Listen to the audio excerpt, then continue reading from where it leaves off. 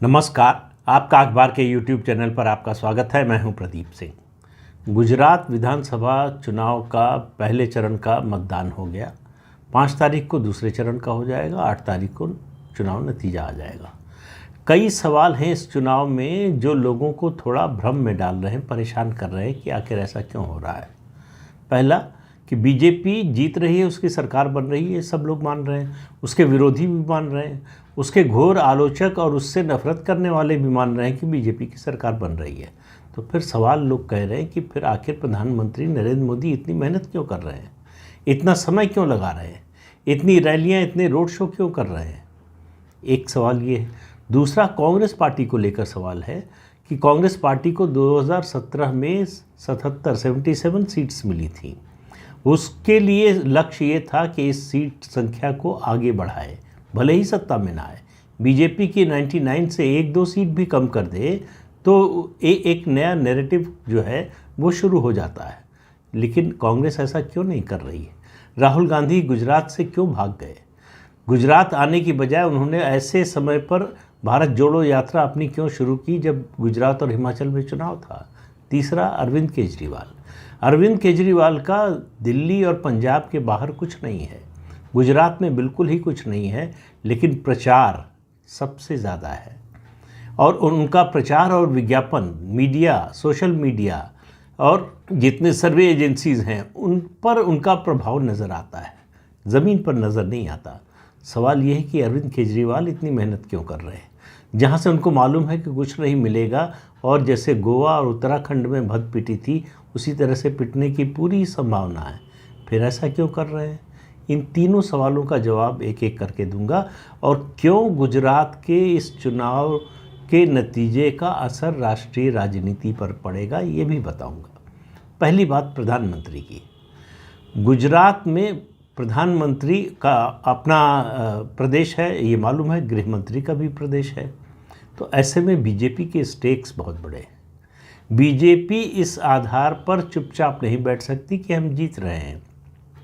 उसके कार्यकर्ता का एक स्वभाव होता है, जब ये पूरी तरह से आश्वस्त हो जाए कि जीत ही रहे हैं तो थोड़ा वो जो है आलसी हो जाता है, ढीला हो जाता है। ये सबसे बड़ा जोखिम किसी भी पार्टी के लिए होता है कि उसका कार्यकर्ता ये मानकर बैठ जाए कि हम तो जीत ही रहे हैं, ज़्यादा मेहनत करने की ज़रूरत नहीं है। एक बात, लेकिन ये केवल एक कारण नहीं है, ये हर चुनाव में होता है, हर जगह होता है। असली कारण ये है कि 2002 जब पहला मैंडेट मिला था नरेंद्र मोदी के नाम पर गुजरात में, तब से लेकर अब तक गुजरात में चुनाव का मुद्दा नरेंद्र मोदी होते हैं। भले ही आपको सर्वे एजेंसीज दिखाते रहें कि ये भ्रष्टाचार का इतना % है, लोग मानते हैं, बेरोज़गारी का इतना है, महंगाई का इतना है और विकास का इतना है, सड़क का, बिजली का, पानी का, ये सब आंकड़े बताते रहें, ये सब बेमानी है। लोग बोलने के लिए बोलते हैं, लेकिन असली मुद्दा और एकमात्र मुद्दा जो गुजरात का होता है विधानसभा चुनाव का, वो होते हैं नरेंद्र मोदी। उन्हीं के नाम पर वोट पड़ते हैं या उनके खिलाफ वोट पड़ते हैं, बीच में कहीं कोई नहीं है। इसलिए जो है, जो उनके खिलाफ वोट है उसमें बंटवारा हो, ये भारतीय जनता पार्टी को सबसे ज़्यादा सूट करता है। 1995 के बाद 27 साल से गुजरात में कोई तीसरी पार्टी नहीं थी। आम आदमी पार्टी की एंट्री इस बार हुई है। वो क्या तीसरी पार्टी, जब तीसरी पार्टी की बात करता हूँ, देखिए चुनावी राजनीति में एक वोट परसेंटेज का थ्रेशोल्ड होता है, जिसके बाद वो पार्टी के वोट सीटों में बदलने लगते हैं, और वो थ्रेशोल्ड होता है लगभग 18 से 22% वोट का। इससे ऊपर जब कोई पार्टी जाती है तब उसके जो वोट हैं, वोट परसेंटेज, वो सीटों में कन्वर्ट होना शुरू होते हैं। उससे कम जो है अगर है तो वो केवल जो है 5वें सवार की तरह होती है। वही हालत आम आदमी पार्टी की है। इस चुनाव में डर अगर किसी को होना चाहिए आम आदमी पार्टी से तो कांग्रेस पार्टी को, क्योंकि आम आदमी पार्टी जो भी वोट ले जाएगी वो एंटी मोदी वोट ले जाएगी। एकदम क्लियर कट पोलराइजेशन है, एकदम वर्टिकल डिवीजन है, मोदी समर्थक और मोदी विरोधी। और इसमें कोई ग्रे एरिया नहीं है। आमतौर पर बहुत ग्रे एरिया होता है, लेकिन ग्रे एरिया गुजरात के विधानसभा चुनाव में लगातार घटता गया है। मैंने आपको बताया था कि पिछले वीडियो में कि 1995 में ये जो ग्रे एरिया है वो 24% से ज़्यादा था, यानी 24% लोग ऐसे थे जो न कांग्रेस के साथ थे न बीजेपी के साथ, और 2017 में ये घटकर 10% के नीचे आ गया। तो इससे अंदाज़ा लगा लीजिए, इससे कम होना बड़ा मुश्किल होता है, क्योंकि इंडिविजुअल होंगे, इंडिपेंडेंट लड़ेंगे, बागी उम्मीदवार होंगे, दो छोटी छोटी पार्टियां हैं, एक भारत ट्राइबल पार्टी है, दूसरा एनसीपी है, वो कुछ वोट ले जाती है, तो ये सब मिला के जो है 8-10% बनते हैं। तो डिवीज़न बिल्कुल क्लियर है। 90% वोट में से लगभग 50% बीजेपी ले जाती है और 40% का हिस्सा कांग्रेस के उसमें आता है। क्या कांग्रेस का वोट घटेगा? देखिए, अब ये दुधारी तलवार है, ये बीजेपी के लिए भी कांग्रेस के लिए भी। बीजेपी और कांग्रेस एक मामले में एक मत है, एक राय के हैं कि आम आदमी पार्टी को नहीं बढ़ना चाहिए। दोनों के कारण अलग अलग हैं। आम आदमी पार्टी बढ़ती है और बढ़ने का मतलब है वो 22 से 25% बीच में वोट अगर लेती है तो कांग्रेस को रिप्लेस कर दे। 25% पर वो कांग्रेस को रिप्लेस कर देगी, नंबर 2 पार्टी खुद बन जाएगी। कांग्रेस नंबर 3 की पार्टी हो जाएगी।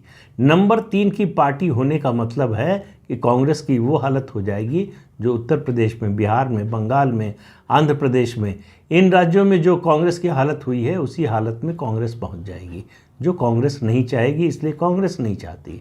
बीजेपी क्यों नहीं चाहती? बीजेपी इसलिए नहीं चाहती कि उसके लिए अगर कांग्रेस पार्टी नंबर 2 बनी रहती है तो जीत हमेशा उसके लिए पक्की रहेगी, सुनिश्चित रहेगी।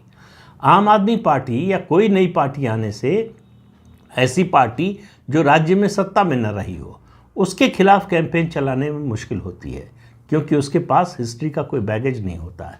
आप ये नहीं कह सकते कि उनका शासन था तो ऐसा हुआ। अभी बीजेपी के लिए आसान होता है ये बताना कि कांग्रेस के शासन में क्या क्या हुआ।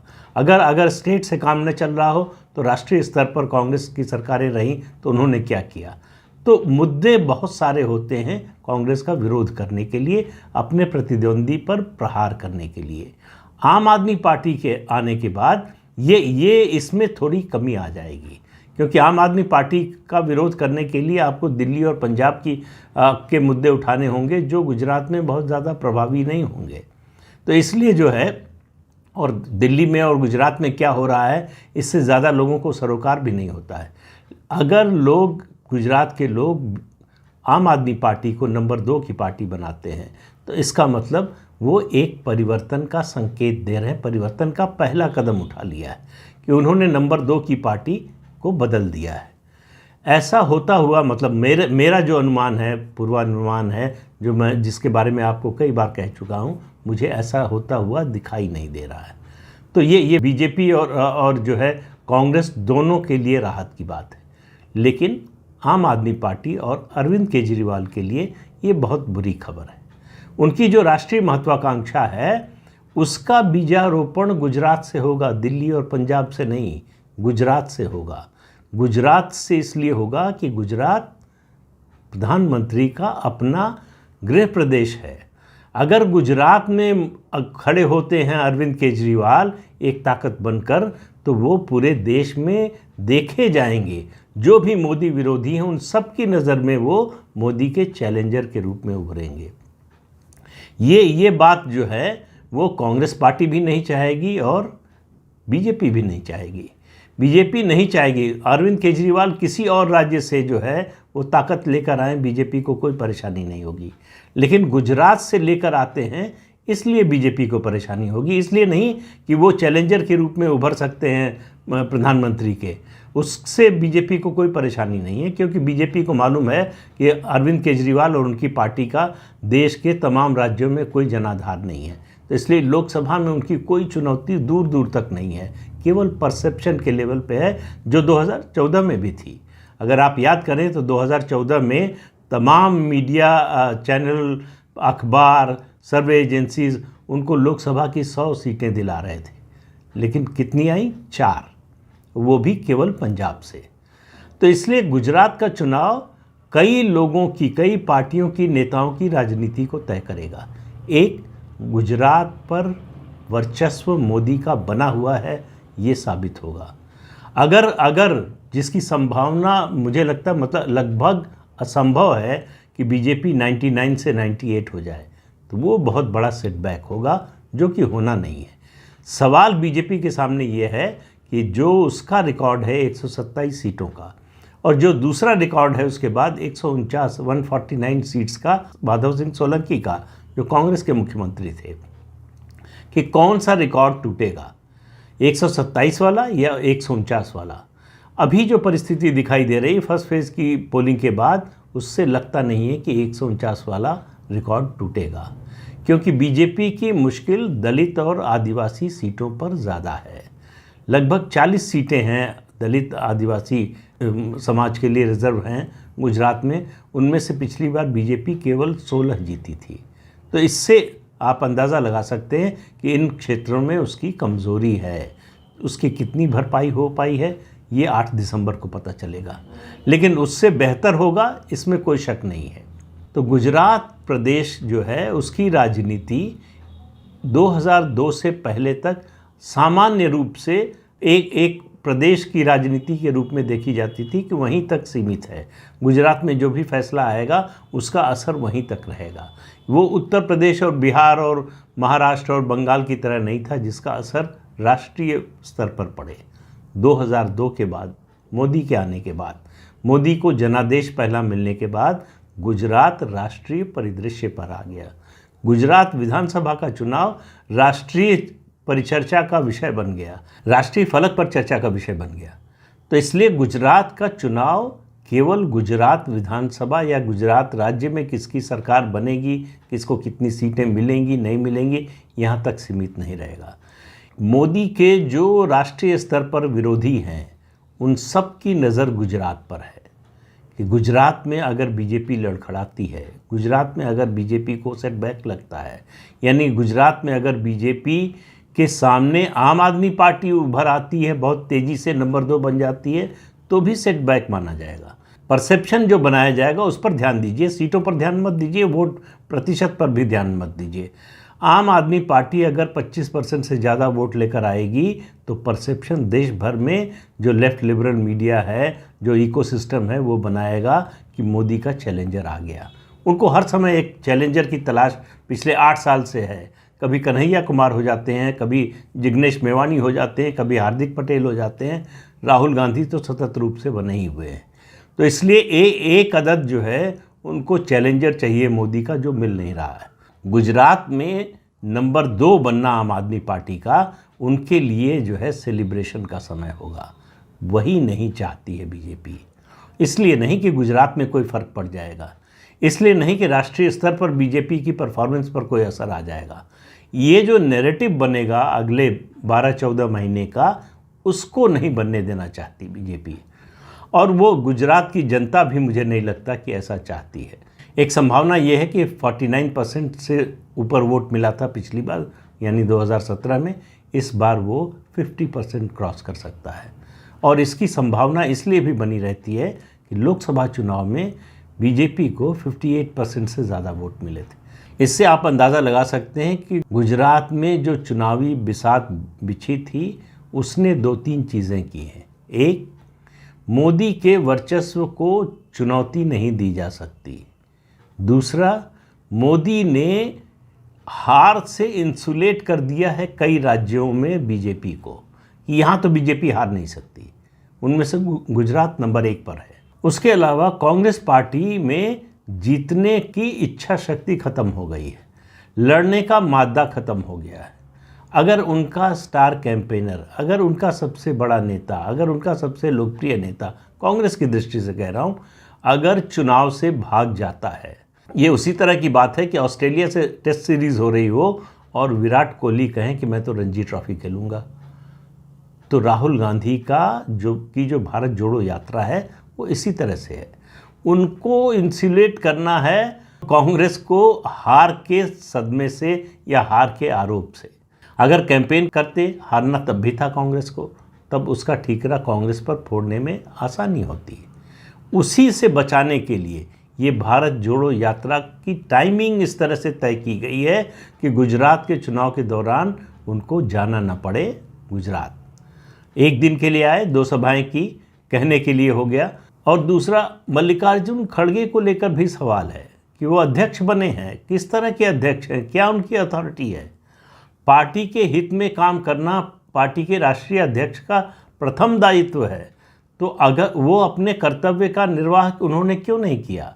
उन्होंने क्यों नहीं राहुल गांधी को निर्देश दिया कि आप जाइए, 15 दिन अपनी यात्रा स्थगित करके गुजरात में चुनाव प्रचार कीजिए, हमारी पार्टी की स्थिति बेहतर होगी उससे। ये करने की हिम्मत मल्लिकार्जुन खड़गे में नहीं हुई, न कभी होगी। इसीलिए उनको शुरू से ही कहा गया था कि वो अध्यक्ष के रूप में रबर स्टैंप होंगे, जो गांधी परिवार फैसले करेगा, सिर्फ उनकी घोषणा करेंगे वो। तो मल्लिकार्जुन खड़गे में ये ताकत नहीं है, ये सामर्थ्य नहीं है कि वो राहुल गांधी को निर्देश दे सकें, और निर्देश कोई अपने निजी हित के लिए नहीं, पार्टी के हित के लिए वो भी नहीं कर सकते।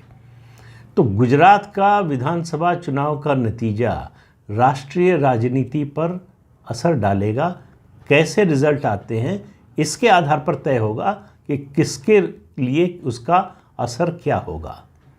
आम आदमी पार्टी के लिए, फिर मैं बार बार आम आदमी पार्टी की बात कर रहा हूँ क्योंकि जो हाइप क्रिएट किया उन्होंने, तो उनकी जो ये झूठ की, फरेब की, विज्ञापन की, प्रचार की और रेवड़ी की राजनीति है, मुफ्त कल्चर की राजनीति है, उसको भी सेटबैक लगने वाला है, ऐसा मेरा अनुमान है। लेकिन मैं कोई ज्योतिषी नहीं हूँ कि बता सकूँ आपको कि नतीजा क्या आने वाला है। लेकिन मेरा अपना आकलन है कि आम आदमी पार्टी को बड़ा धक्का लगने वाला है और कांग्रेस पार्टी के लिए अच्छी खबरों का अकाल पड़ने वाला है। तो आज के अंक में इतना ही। अगले अंक में फिर मिलेंगे किसी नए मुद्दे के साथ। तब तक के लिए अनुमति दीजिए।